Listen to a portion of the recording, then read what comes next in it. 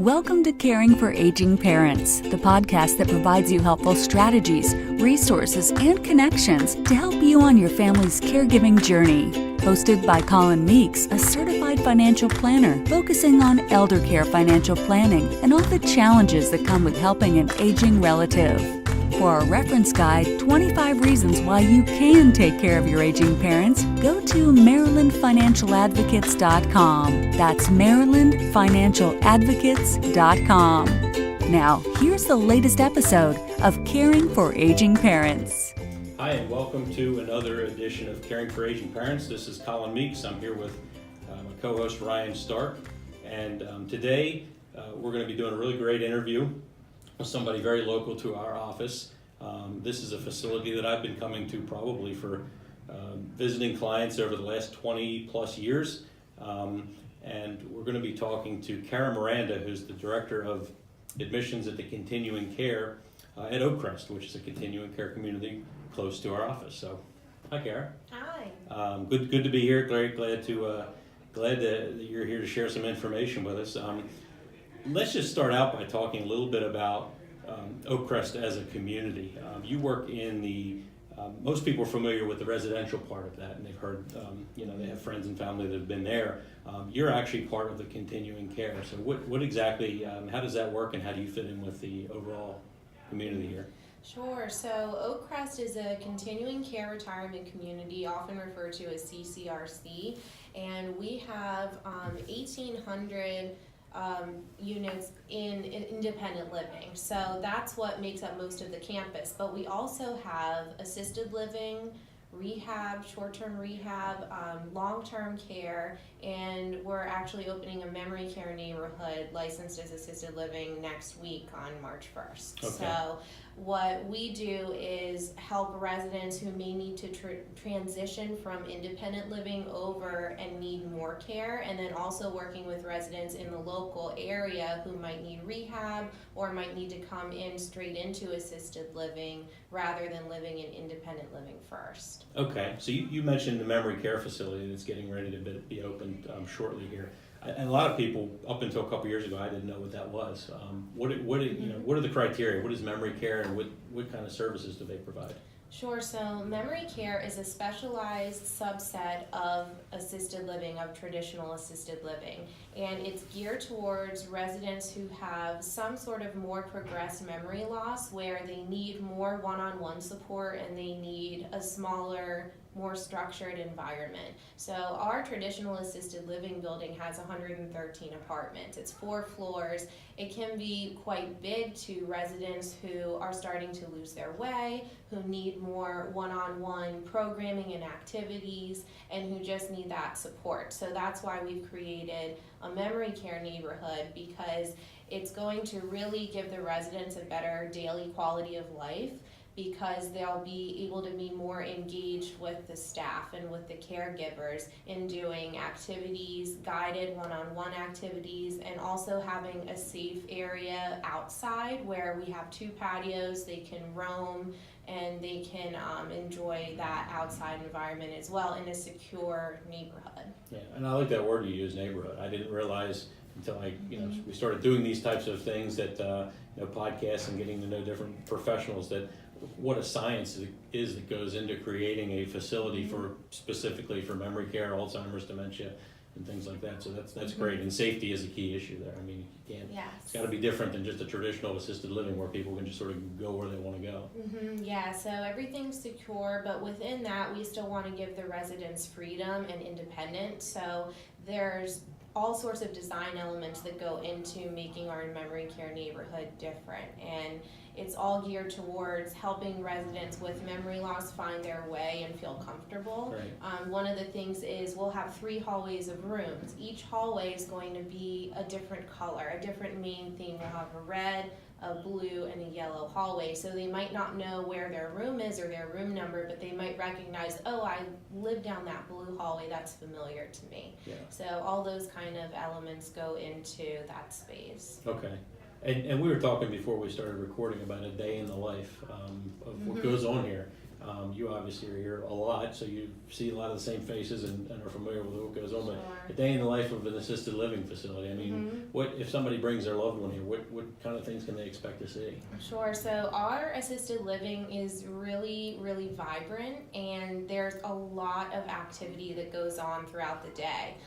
There is between 8 and 10 hours of scheduled programming a day that residents can participate in if they want to. So from very morning when they get up, 9 o'clock, there's an exercise group going on.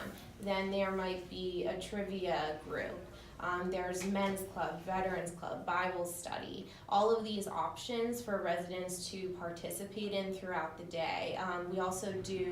We have a country ride once a week where the Oak Crest shuttle will take them out and go around Loch Raven, just any sort of scenic route and come back. We do restaurant trips.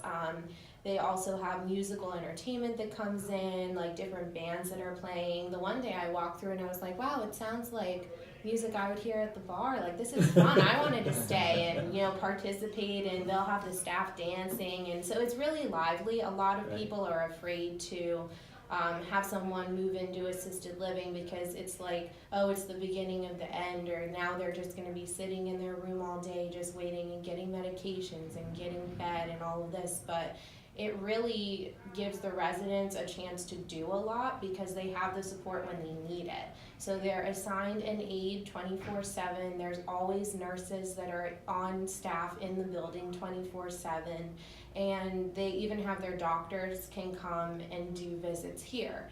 So they're able to, because they have everything that they need, then they're free to be involved in more because it's right there. It steps outside their door. They don't have to go join a club and figure out and how to navigate a larger campus. It's all kind of laid out for them. Yeah, and I know just with the clients that we deal with, when they are, usually they start out taking care of somebody at home, husband, wife, mother, father, and it just gets to be very overwhelming. And when they find a place like this, to know that, hey, we're putting mom or dad or them in, not really in a home but in a facility, and to know that they're well taken care of and they're not just going to be sitting in the corner with nothing to do or nobody to talk to. It's very it's comforting for a family to have Going that. back to that word neighborhood, I think is so important. Having the engagement, like you said, because I think when people do think of assisted living, you do think of just laying in a bed all day, kind of, and that's just like, what else can they do? But they can do so much. Everybody can still keep living and keep enjoying their lives, and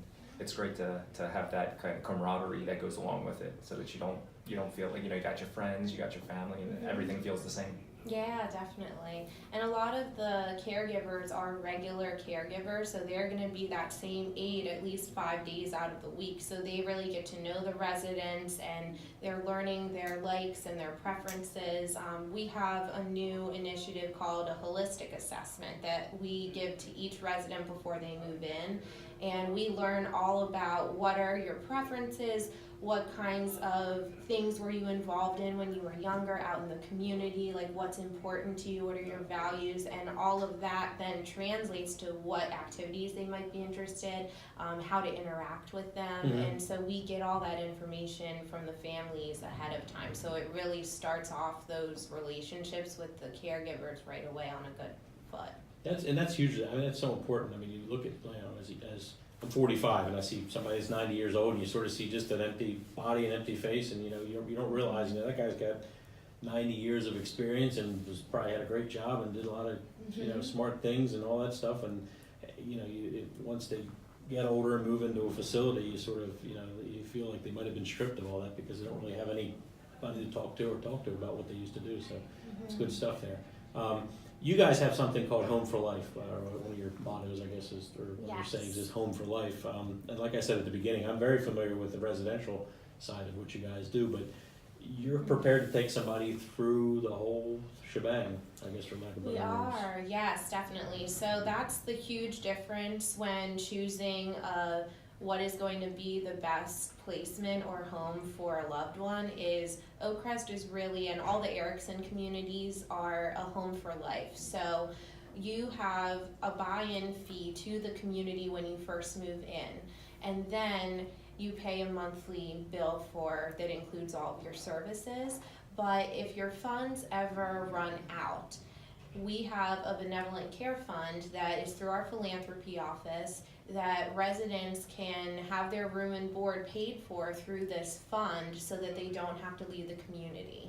Then we also have long-term care available here, so if they qualified and needed more total care, then we could have them get signed up for the state medical assistance to help pay their room and board. So either way, when a resident needs that, we can have them stay here at Oak Crest, and we haven't ever had to displace anybody for financial reasons before, so that's been working out really well. We have a big gala every year, and we have fundraisers that go into the benevolent care fund. Staff is able to have a deposit directly out of their paycheck if they want to, a little bit every month. And then residents give to this fund as well, and community members. And that's key, because if somebody gets familiar with the place and they like the facility and they like the people, just to know that just because the money runs out, which is you're in the business to make money, but know that that person will not be moved or put into a different facility, or go where the money will pay for them. Right, and it's also important to note that Oak Crest and all the Erickson Living communities are also nonprofit, so a lot of people don't know that, but I did not know that. we are like a 501c nonprofit. We have a board of directors and all of that, so that's another great thing. It's funny that you mentioned that, because doing financial planning for people that are mainly retired for the last 20 plus years, you mentioned Oak Crest or Charlestown or one of your other communities, and the first thing they start talking about is money, how much it costs, and the deposits and the fees and everything like that. But to figure that you guys are nonprofit, it all goes back into the community, so it's going back into things for the residents. That's how we were able to make Magnolia Way our new memory care neighborhood. Yeah. And they're updating town center right now. They redid the pool and some of the dining areas there. So that's how we're able to do that, is because we're overseen in such a way that we're really always saying, what is the best way to use the residents' funds? Are we being good stewards of the residents' funds, and how can we give back to them? Yeah, and I think that's the thing that most people probably do not realize when they think of any kind of community for nursing home or assisted living or retirement community. They just, they see dollar signs and think it's, my money's going out the door, what are they doing with it? But it actually, you guys are doing really, really good with it.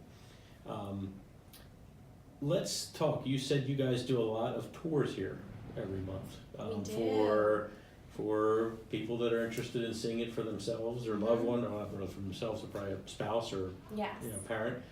How does that go? What does somebody have to do to go on a tour, and what do you guys do to? Sure, so anybody can go on our website, is oakcrestcommunity.com, or they can call into the main number at Oak Crest, or our main number here for continuing care is 410-882-3295. That goes into any of the one of 4 people on my team, and we schedule tours Monday through Friday. I also live around the corner, so we'll do tours on Saturdays if families are working full time. Like we'll make it work with their schedule, and we just want them to see how the residents are living here. So what's happening, what's going on. A lot of times we'll do a tour first with family members or a spouse or an adult child, and if they like what they see and want to potentially move forward, then we set up a whole nother tour with the resident, because that tour is going to be totally different, and we're talking to the resident and just answering their questions and getting them involved. They can even come over for lunch free of charge, come to our afternoon social, see if sometimes when they come from independent living, they see people they know, and they're like, oh, this is my old neighbor, and then it makes it less scary and less daunting. So it's a strategic way that we're doing these tours and getting residents acclimated to what life might be like here. Yeah, and that's, when you drive in here, it's kind of overwhelming, because I know that when I make appointments here to see clients, I feel like a lot of times I'm going through a labyrinth and a maze to try to find them. So if anything you guys can do to make it smaller and easier for people to, or make it feel more like neighborhood-like, makes a huge difference. Yes. So if somebody is, let's think through the continuing care part of this. Does somebody need to be a resident here first before they would check out the assisted living facility, or can they just come right in here without having to do, be a resident? Sure, so most of our residents do come from independent living, but we are able to admit residents directly to assisted living from the outside community. So you don't have to have an independent living unit at Oak Crest first in order to move to assisted living. It depends on availability and all of that, but certainly we welcome people to come in and tour, and if it is a right fit, then we've made that work before where they come in at the assisted living level. And we can also take residents when we have availability for short-term rehab.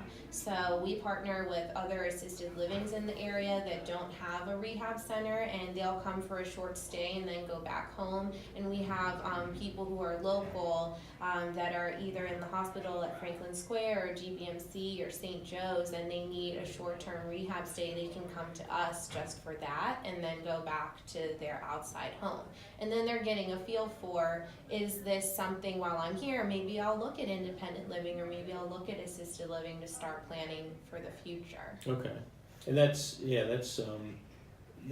a key, as well as if let's take for instance, if you have a husband and wife and one needs assisted living, do you have the capabilities of accommodating both? I mean, how does that work for some obviously usually Sure. they don't want to be separated. I mean, how do you work with that? We do. We partner with the independent living sales office, and we will figure out a plan that's going to work best for that individual couple. So sometimes it means that one would move to independent living and one would move to assisted living or memory care.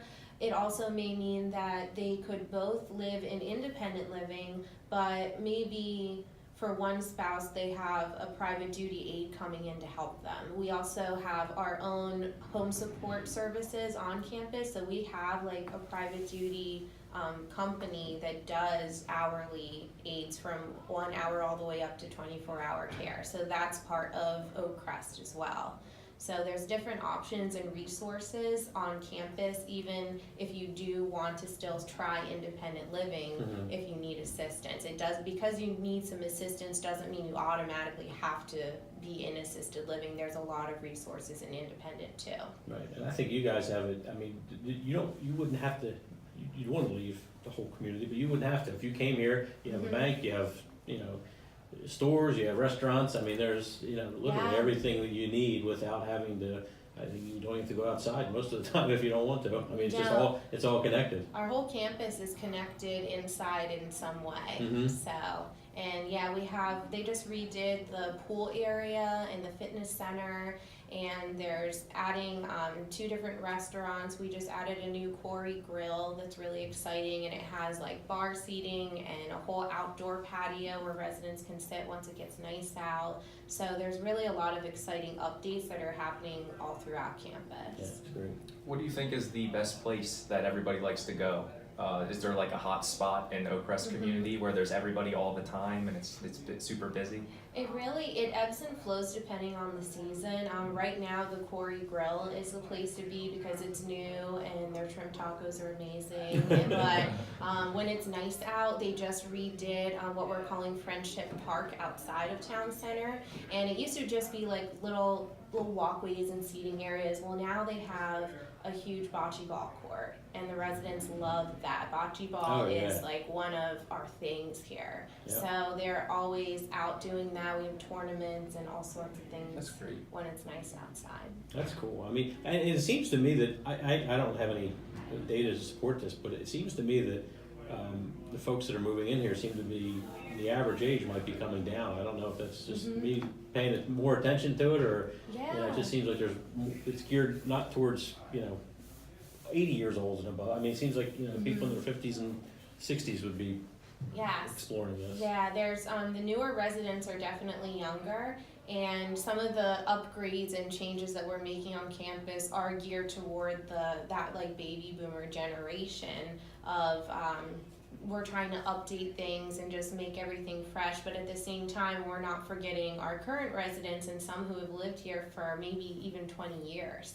So we're still keeping all of those things that are important to them in those clubs and those activities going also. So it's just sort of two different waves that we're working Yeah, with. it's impressive. It reminds me of being in college. Yeah. You're just looking around all these big brick buildings and all the activities. It's just the average age is just a little bit older. Yeah, we have just as much fun. That's right. Yeah, I know there's a lot of happy hours that go on around That's here. right. Yeah, That's true. Published in Shrimp tacos in the bar. Yeah.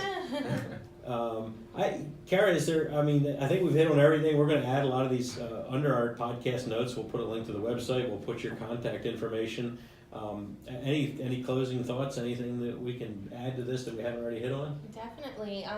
No, just that Crest is such a vibrant community, like I said in the beginning. All of the employees are friends with each other, know each other. A lot of them have worked here for many, many years and really get to know the residents, and it's that true sense of community. Anywhere you go on campus, you're going to know people. Right. And so it's really nice, especially if you're living out in the local community and you might not leave your house as much anymore, or you might have friends that aren't in the area, or you're not driving anymore and feeling a little bit isolated. This is the perfect spot because you can come out as much as you want to, and when you do, there's always going to be a friendly face and you're always going to have the help that you need. So we just encourage anybody to give us a call and come see what we're all about and see some of the new updates that we have going on campus. Yeah, and there are. I mean, if you ride through here, there's construction and trailers. And, I mean, it is really, really bustling right now. Brian, did you have anything to close with?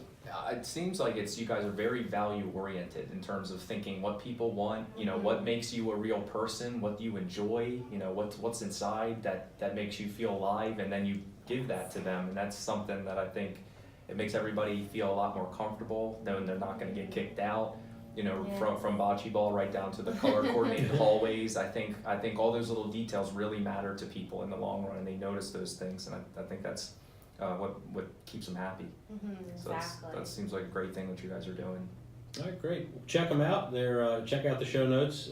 We are, like I said, give Cara a call if you have any questions. Really, this is great information. I think a lot of folks don't know about everything that you guys do. So thank you, Cara, for joining us today, and we'll talk to everybody the next time. Thanks for having me. Sure. Thank you for listening to Caring for Aging Parents. Be sure to head over to MarylandFinancialAdvocates.com to download the notes and resources from this episode. You can also subscribe to future episodes in iTunes. Cara Miranda with Crest Village, Maryland Financial Advocates, and LPL Financial are separate entities.